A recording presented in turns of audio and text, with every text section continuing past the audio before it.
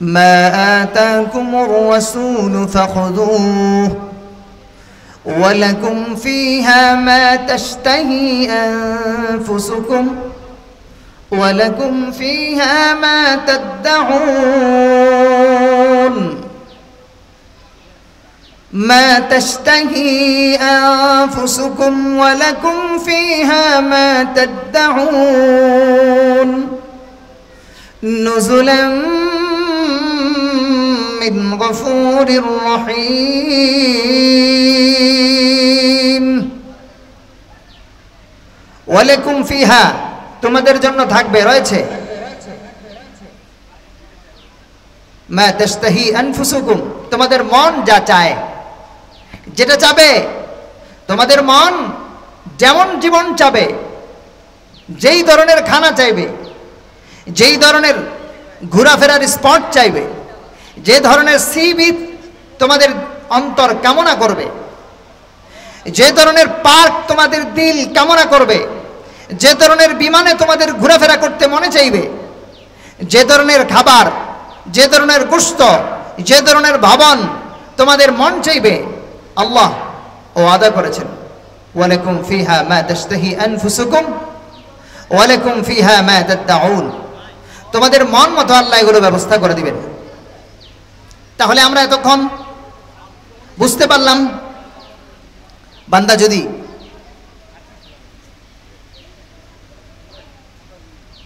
আল্লাহর কথা মতো চলে মৃত্যুর পরের জীবন বান্দার কথা অনুযায়ী আল্লাহ তাআলা তার সুখময় জিন্দেগীর ব্যবস্থা করবেন দুনিয়ায়ও আল্লাহ তাআলা শান্তিদায়ক জীবনের ব্যবস্থা করবেন প্রশ্ন হলো তাহলে যারা নামাজ রোজা করে আল্লাহর হুকুম পুরোপুরি আদায় করার চেষ্টা করে তাহলে তারা কষ্ট করে কেন না খেয়ে থাকে কেন মাঝে মধ্যে বিপদ আপদ আসে কেন মুফাসসিরিনে কেরাম লিখেছেন এই যে আরামদায়ক জীবন আল্লাহ দিবেন এর মানে এটা নয় যে কখনো বিপদে পড়বে না কখনো যদি বিপদে পড়ে যায় তো অন্তরকে সান্ত্বনা দিবে এই মুসিবতের কারণে মৃত্যুর পরে আল্লাহ তাআলা আমাকে যে পরিমাণ নিয়ামত দান করতেন দুনিয়ায় এই মুসিবতের কারণে মৃত্যুর পরে আর উন্নত জীবন দান করবেন আমার ভাইয়েরা বন্ধুগণ আল্লাহ রাব্বুল আলামিন আজ থেকে বহু বছর আগে এই দুনিয়ার জমিনে যখন মানুষগুলো আল্লাহর পথ ভুলে গেল আল্লাহর আইন ও কানুন অমান্য করে যখন মানুষগুলো জাহান্নামমুখী হয়ে গেল জান্নাতমুখী মানুষগুলো যখন জাহান্নামমুখী হয়ে গেল আল্লাহকে বলে যখন মানুষ লাত মানাত উযযা কেউ বাবার সূর্য পূজা কেউ বাবার নানান পূজা রকম লিপ্ত যখন হয়ে গেল এক কথায় মানুষগুলো যখন আল্লাহর পথ থেকে জাহান্নামমুখী পথে চলে গেল আল্লাহ রাব্বুল আলামিনের আইন ও কানুন বাদ দিয়ে নিজের মন গড়া জীবন যাপন যখন করতে লাগলো ঠিক ওই মুহূর্তে আল্লাহ রাব্বুল আলামিন এই দুনিয়ার মানুষের হেদায়েতের জন্য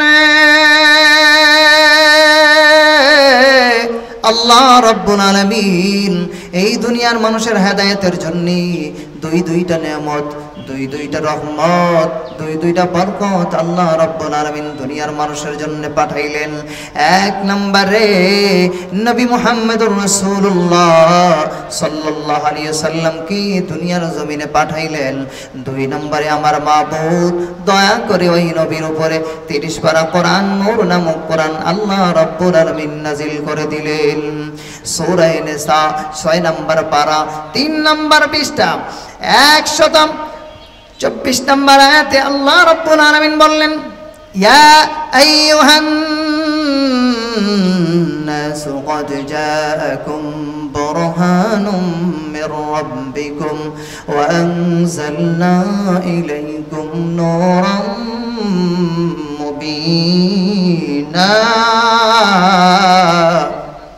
আল্লাহ রাব্বুল আলামিন বললেন तमाम পৃথিবীর মানুষদেরকে লক্ষ্য করে আল্লাহ রাব্বুল আলামিন বললেন ইয়া আইয়ুহান নাস হে মানুষেরা রে কদ জাআকুম বুরহানুম মির রাব্বিকুম তোমাদের রবের পক্ষ থেকে একজন বুরহান নামক নবী আল্লাহ রাব্বুল আলামিনের পক্ষ থেকে বুরহান নামক নবী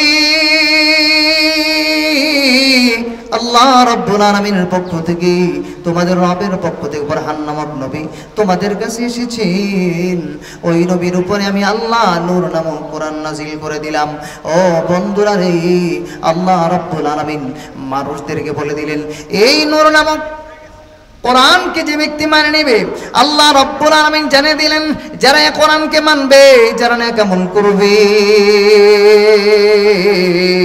সূরাতুন নিসার 125 নম্বর আয়াতে আল্লাহ রাব্বুল আলামিন বলে দিলেন, 6 নম্বর পারা 4 নম্বর পৃষ্ঠার 13 নম্বর লাইনে আল্লাহ বলেন, ফাআম্মাল্লাযীনা আমানু বিল্লাহি ওয়া'তাসামু বিহি ফাসায়ুদখিলুহুম ফি রাহমাতিন মিন ওয়া ফাদলিন ওয়া ইয়াহদিহিম ইলাইহি সিরাতাম মুস্তাকিমা।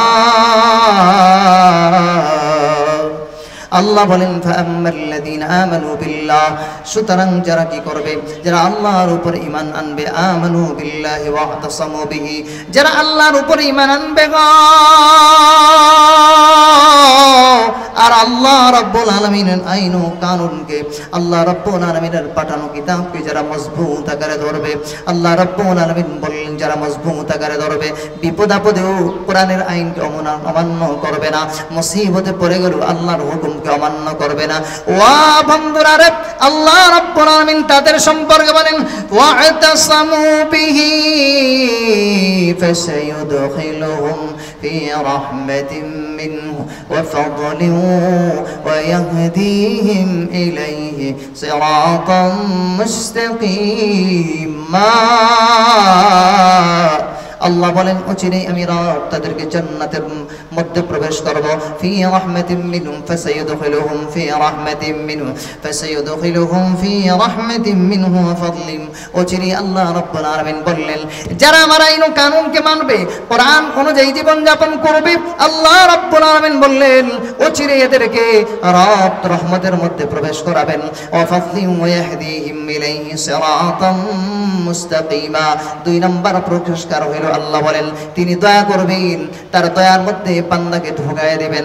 মুসিবতে বললে মুসিবত থেকে উদ্ধার করে দিবেন আল্লাহ। 3 নম্বরে আল্লাহ বললেন, আল্লাহর হুকুম যারা মানতে চাইবে, বিপদেও যারা ধৈর্য ধারণ করবে, চাকরি যদি চলে যায় এরপরে আল্লাহর আইন ও কানুনকে অমান্য করবে না, যদি জেলখানায় নির্যাতিত হয়, জালেমের জুলুমের শিকার হয়ে যায়, এরপরেও নবীর আইন কানুন অমান্য করবে না, একমাত্র নবীর উপরে অটল থেকে নবীর সুন্নত অনুযায়ী জীবন যাপন করবে। আল্লাহ রাব্বুল আলামিন বললেন, ওয়া ইয়াহদিহিম ইলাইহি সিরাতাম মুস্তাকিমা। আল্লাহ বলেন অচিরেই আমি রব সায়াহদিহিম ওয়া ইয়াহদিহিম ইলাইহি সিরাতাম মুস্তাকিমা, এদেরকে আমি আল্লাহ রাব্বুল আলামিন সঠিক পথ দান করব। ওয়া বন্ধুরা রে, যে নূর নামক কোরআন আল্লাহ রাব্বুল আলামিন বান্দা বান্দির জন্য নাজিল করলেন, ওই নূর নামক কোরআন সম্পর্কে আল্লাহ বলেন, যারা কোরআন অনুযায়ী জীবন যাপন করবে, এই কোরআনকে আঁকড়ে ধরবে, আল্লাহ রাব্বুল আলামিন সূরাতুল যুখরুফ 25 নম্বর পারা 11 নম্বর পৃষ্ঠার 44 নম্বর আয়াতে আল্লাহ বলেন, ওয়া ইন্নাহু লাযিকরুল লাকা ওয়া লিকাওমিকা ওয়া সাওফা তুসআলুন। আল্লাহ বলেন, নবী গো,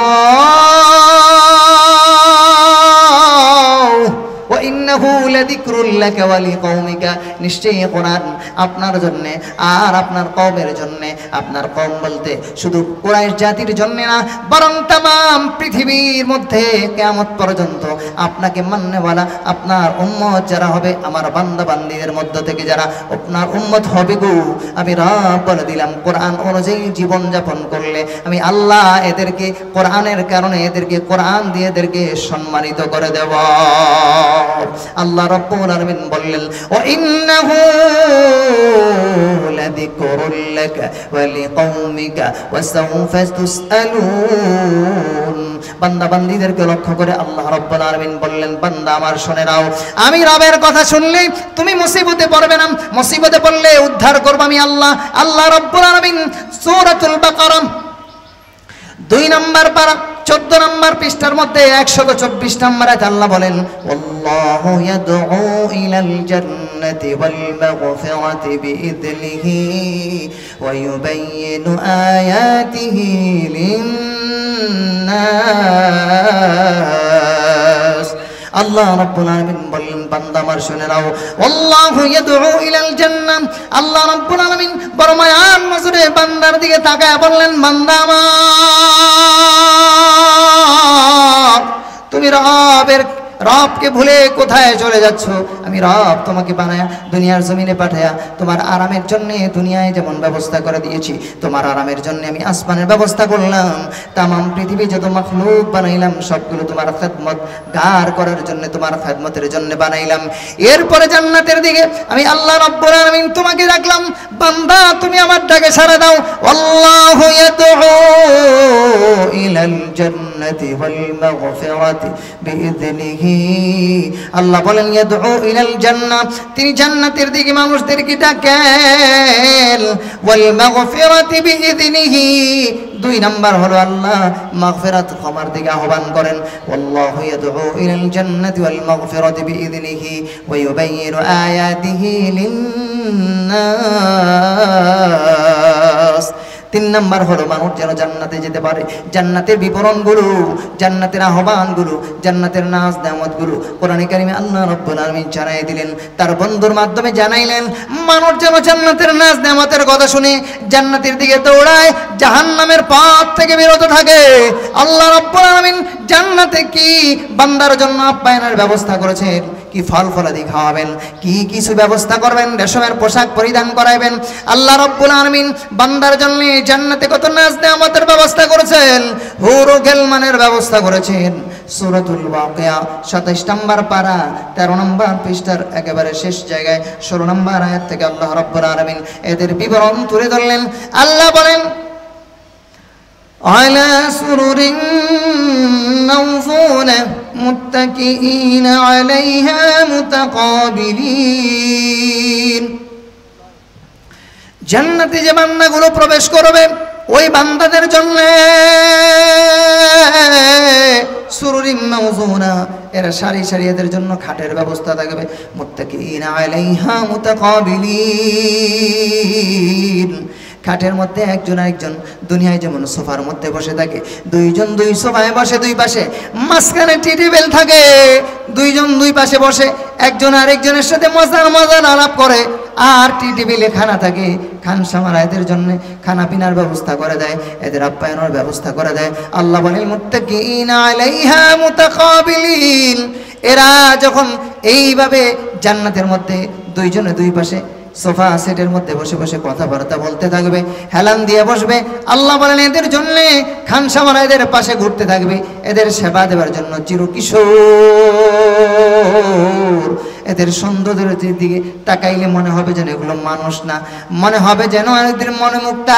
আল্লাহ বলেন ইয়াতুফু আলাইহিম উইলদানুম মুখাল্লাদুন,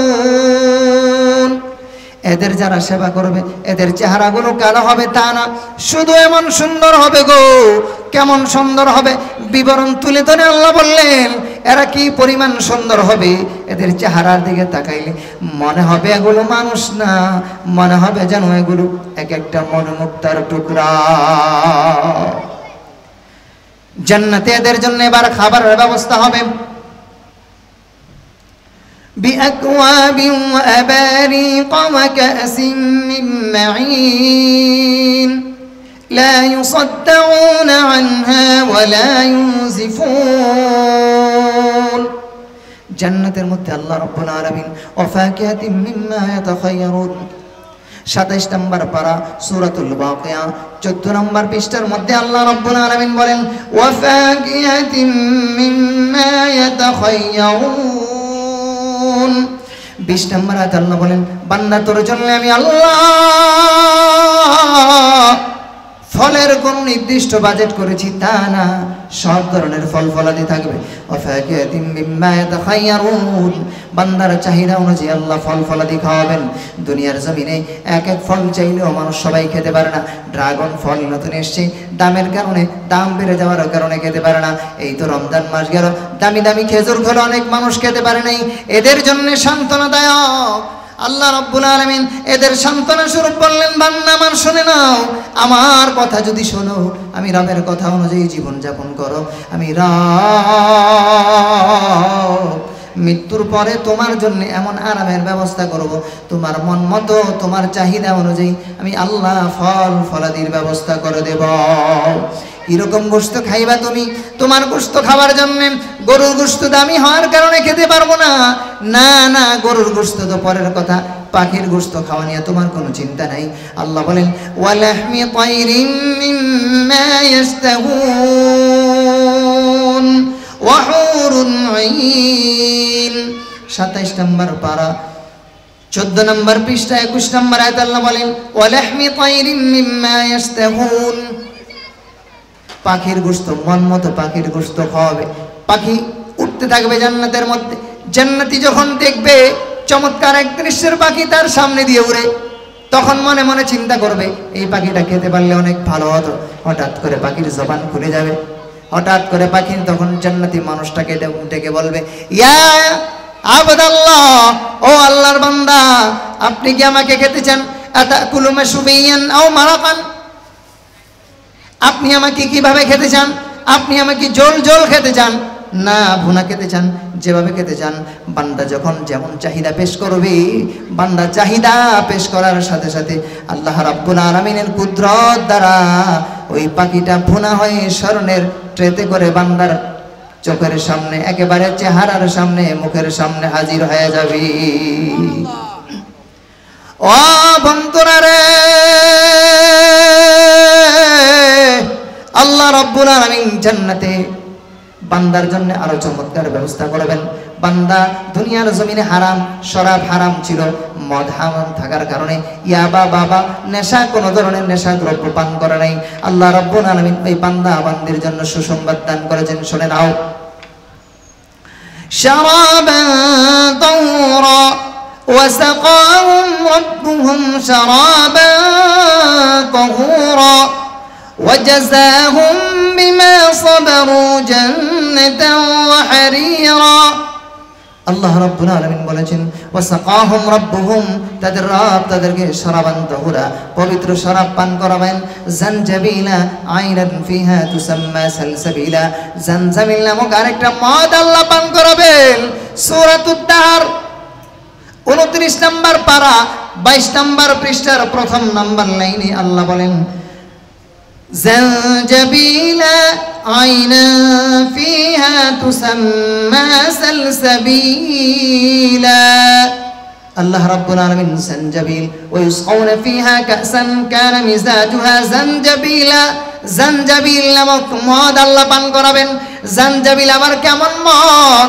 জানজাবিল বলা হয় শুকনা আদাকে জানজাবিল বলা হয়।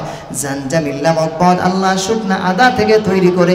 জানজাবিল নামক মদ আল্লাহ যারা দুনিয়ার জমিনে নেশা পান করে নাই, বিড়ি সিগারেট পর্যন্ত খায় নাই, খাইলেও এখন থেকে আজ থেকে তওবা করেছে, জিন্দেগিতে আর নাপাক জাতীয় জিনিস, মাকরু হারাম কোনো জিনিস পান করবে না। বান্দার তওবাকে যদি আল্লাহ কবুল করে নেয়, ওই বান্দার জন্য জান্নাতের নাজ নেয়ামত শরাবান তাহুরা আল্লাহ ব্যবস্থা করে দিবেন। ও বান্দারা, রব্বুল আলামিন আরো বলেন বান্দারা,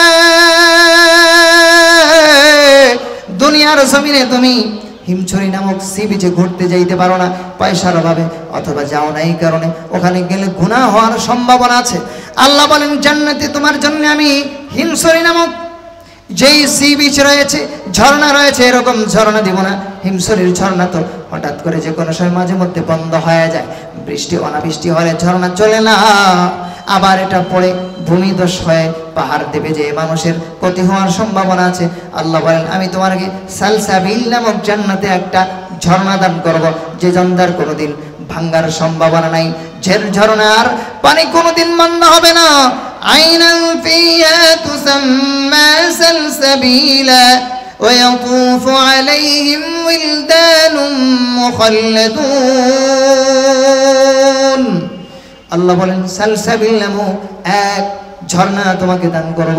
ও বন্ধুরা রে, জান্নাতের মধ্যে এই যে নাজ নেয়ামত দান করবেন আল্লাহ, এই নাজ নেয়ামতের কথা শোনার পর নবীজির জামানায় বদ্দিন মানুষগুলো যারা আল্লাহকে মানে নাই, এই মানুষগুলো যখন নবীজির জান্নাতের বিবরণ শুনতে পায়, একের পর এক ধাপে ধাপে নবীজির কাছে এসে কালিমা পরে মুসলমান হইয়া যায়। একজন সাহাবীর কথা আমি শোনাবো, নাম ছিল আব্দুল উজ্জা, নওজোয়ান মানুষ। এইভাবে নবীজির কাছে দরবারে আসে আর যায়। আস্তে আস্তে যেতে যেতে জান্নাতের বিবরণ শোনার কারণে জাহান্নামের ভয়াবহ চিত্র পড়ার পরে এরপরে জাহান্নামের চিন্তায় জান্নাত পাওয়ার আশায় নবীজির কাছে কালিমা পরে মুসলমান হয়ে যায়।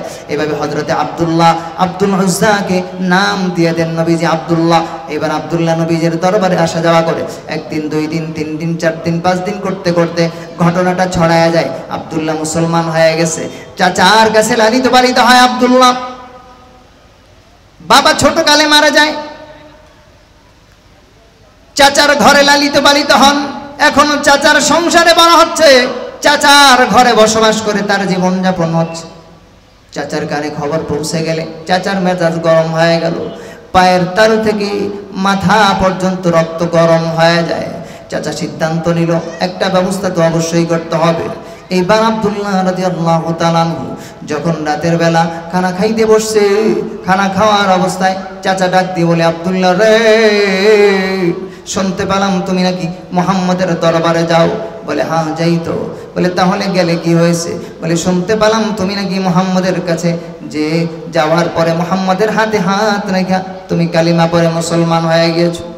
আব্দুল্লাহ মনে মনে খুশি, দেখে বলে চাচা গো, জীবনে আর কিছু বুঝি আর না বুঝি, জীবনে কিছু পাই আর না পাই, নিজের জীবনের অবস্থাটা বুঝতে পেরেছি। বাপ দাদা দুনিয়া থেকে চলে গিয়েছে, মৃত্যুর পরের জীবন সম্পর্কে আমার চোখ খুলে গিয়েছে। ও চাচা, আর কোনো চিন্তা নাই, পেরেশানি নাই, মৃত্যুর পরের জীবনে চিন্তা করে আর দেরি করলাম না, মুহাম্মদ নবীর কাছে হাতে হাত রেখে মুসলমান হয়ে গেলাম। বলে তাই নাকি? বলে হ্যাঁ, ঠিক আছে, যা হবার হয়েছে, আজকে থেকে মুহাম্মদের দরবারে আর যাওয়া যাবে না। আব্দুল্লাহর চেহারা মলিন হয়ে যায়, না না আর যাওয়া যাবে না। আব্দুল্লাহ ডেকে বলি, চাচা যান, আপনি যা কিছু বলেন না কেন সব কথা আপনার মেনে নিতে পারি, কিন্তু মুহাম্মদ নবীর কাছে যেতে আপনি নিষেধ করবেন না। নবীর কথা যেতে নিষেধ করলে কলিজায় আগুন ধরে যায়। চাচা বুঝতে পারলেন কোনোভাবেই আব্দুল্লাহকে ফেরানো যাবে না। ঠিক আছে, এমন কিছু শর্ত দেওয়া যায় যেই কারণে আব্দুল্লাহ নিজে নিজেই ফেরত যাবে। ডেকে বলে, আব্দুল্লাহ রে, যেতে দিতে পারি, কয়েকটা শর্ত যদি তুমি মেনে নাও। কি শর্ত চাচা? আপনি যা দিবেন সব শর্ত আমি মানতে রাজি আছি, কোনো সমস্যা নাই। আব্দুল্লাহ, শর্ত হলো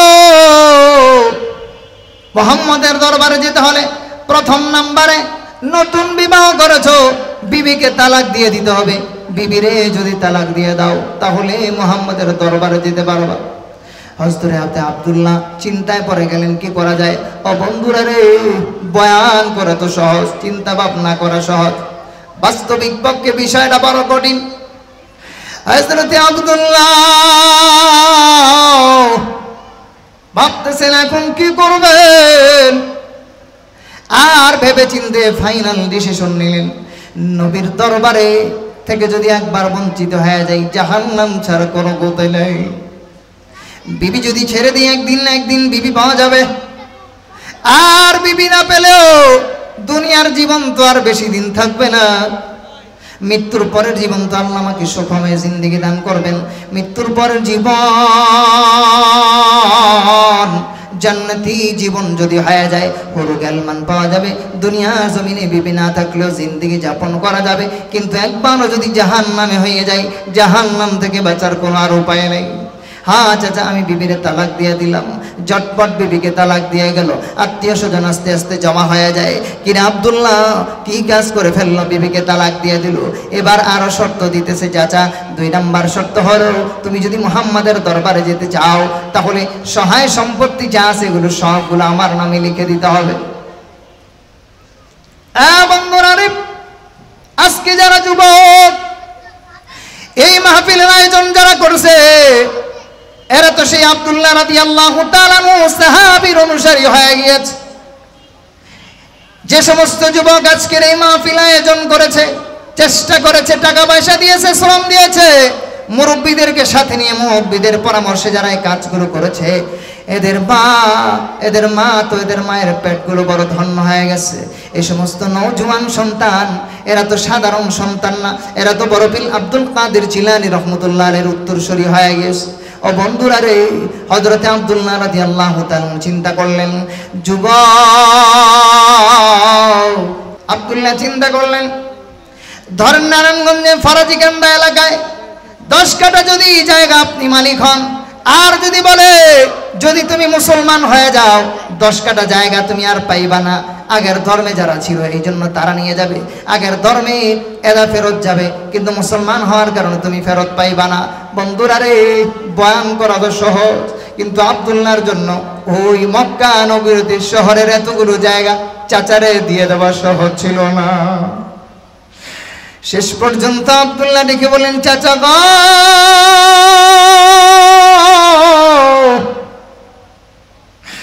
নবীর ভালোবাসা, ইসলাম গ্রহণ করার জন্য, ঈমান ঠিক রাখার জন্য বিবির তালাক দিতে পারি, দুনিয়ার সহায় সম্পদ যা আছে সবগুলো আপনার নামে দিয়ে দিব, কিন্তু তবুও ঈমান ছাড়তে রাজি না।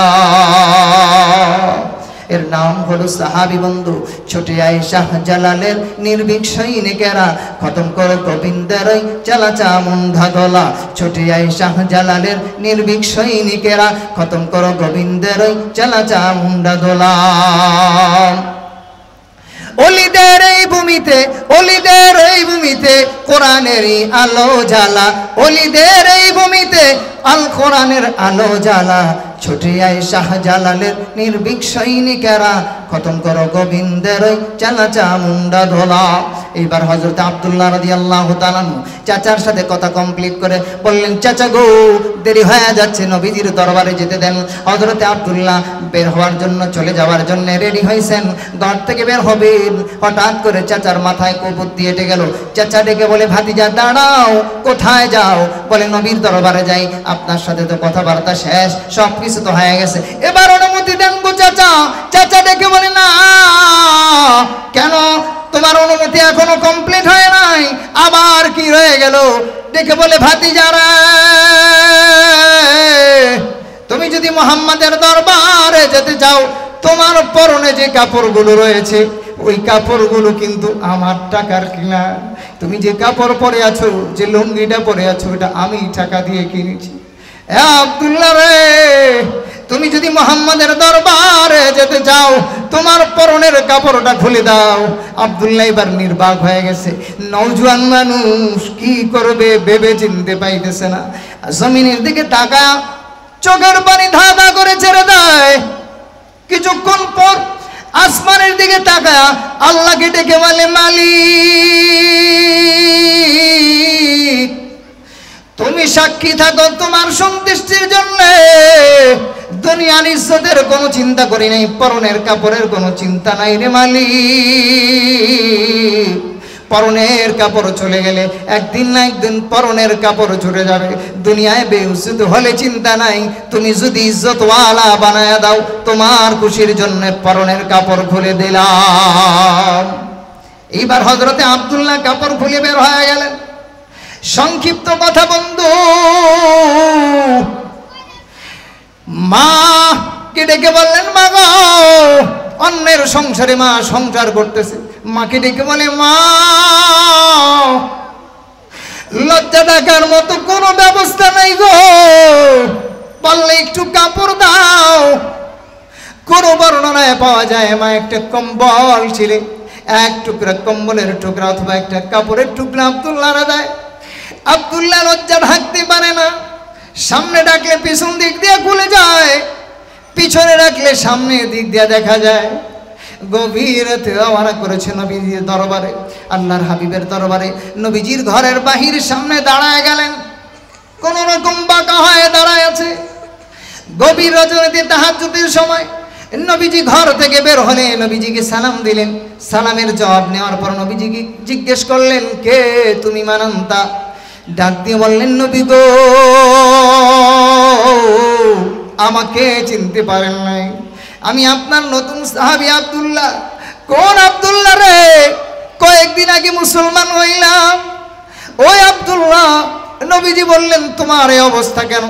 তুমি তো বড় লোকের সন্তান, তোমার এই অবস্থা কেন? আব্দুল্লাহ পুরা ঘটনা খুলে বললেন, নবী গো, আপনার দরবারে আসার কারণে, মুসলমান গ্রহণ করার কারণে, ইসলাম ধর্ম গ্রহণ করার কারণে ঘর থেকে কিছু আনতে পারি নাই গো নবীজি, পরনের কাপড় পর্যন্ত আনতে পারি নাই। এরপরেও দুঃখ নাই, আপনার চেহারা দেখে আমি সমস্ত দুঃখ ভুলে গিয়েছি। আল্লাহ নবী ডেকে বললেন, আব্দুল্লাহ দাঁড়াও, এখন তুমি যা চাইবে আমি দোয়া করে দিব, আল্লাহ কবুল করে নিবে।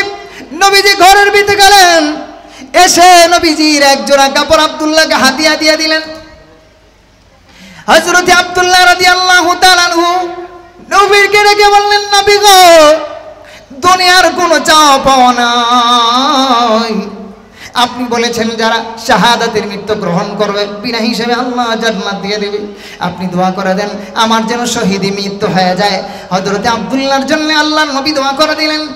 কোন এক যুদ্ধে অংশগ্রহণ করার পর যুদ্ধ থেকে ফেরত আসার সময় আব্দুল্লাহর জীবন শেষ হয়ে গেল, দুনিয়া থেকে বিদায় নিলেন। ইন্না লিল্লাহি ওয়া ইন্না ইলাইহি রাজিউন। আব্দুল্লাহ রাদিয়াল্লাহু তাআলা আনহু দুনিয়ার জমিন থেকে শাহাদাত বরণ করার পর নবী সাহাবীদের বললেন, সাহাবীরা রে, আব্দুল্লাহর জানাজা তোমরা কেউ পড়াইবা না, আব্দুল্লাহর কাফন দাফনের ব্যবস্থা করো। কাফন কমপ্লিট করে জানাজার জন্য সাহাবায়ে কেরাম দাঁড়ায় আছে, কাতার বন্দী হয়ে দাঁড়ায়। নবীজি সামনে জানাজা সামনে দাঁড়ায় ডেকে বলে, আব্দুল্লাহর জানাজা, যে কোনো মানুষ তার জানাজার সময় আত্মীয় স্বজন এসে বলেন, আপনারা এই লোককে মাফ করে দিন, আমার ভাই হয়, আমার বাবা হয়। কিন্তু আব্দুল্লাহ এমন একজন সাহাবী রে, আজকে জানাজার সামনে দাঁড়া, আব্দুল্লাহর পক্ষে কথা বলার মতো কেউ নেই রে সাহাবীরা, আমি নবী আব্দুল্লাহর পক্ষে তোদের কাছে সুপারিশ করে দিলাম। জানাজা হয়ে গেল। আব্দুল্লাহ রাদিয়াল্লাহু তাআলার লাশ কবরে রাখবেন, সাহাবায়ে কেরাম নিয়ে যাইতেছেন। একেবারে লাশ যখন কবরে রাখবে গো, এমন সময় নবীজি আবার বললেন, সাহাবীরা রে, আজকে তোমরা কেউ আব্দুল্লাহর লাশ রাখবা না। লাশ যখন মানুষ কবরে রাখে, তার একেবারে নিকট আত্মীয়রা কবরের মধ্যে নেমে যায়। আব্দুল্লাহ নিকট আত্মীয় তো দূরের কথা, কোন রক্তের সম্পর্ক আত্মীয় তো কেউ নাই।